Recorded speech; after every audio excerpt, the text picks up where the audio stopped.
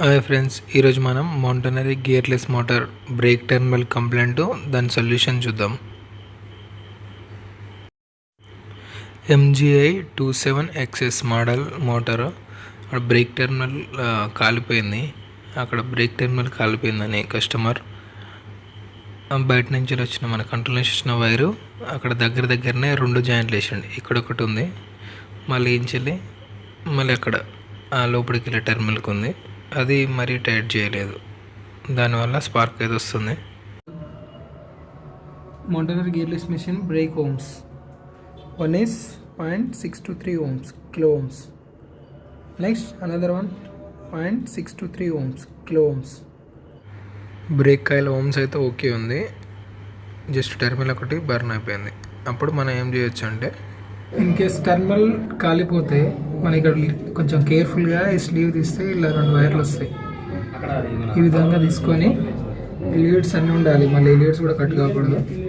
తర్వాత మనం సాల్వింగ్ చేసుకుంటే ఇష్యూ అయితే క్లియర్ చేయొచ్చు. అంటే మామూలుగా కనెక్టర్ టైట్ వేసినా పర్లేదు, మళ్ళీ లూజ్ కనెక్టర్ మళ్ళీ ఇష్యూ వస్తాయి కదా. అందుకు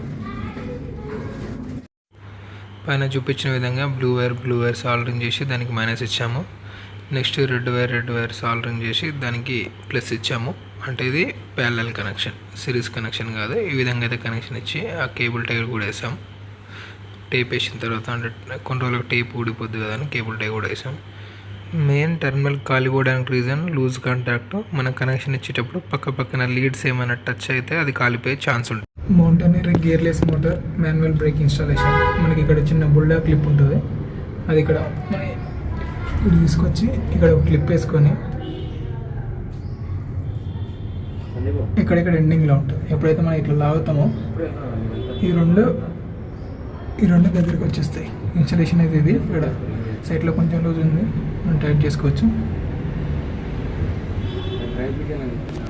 వీడియో నచ్చితే లైక్ చేయండి, మన ఛానల్కి సబ్స్క్రైబ్ చేయండి. Thank you for watching.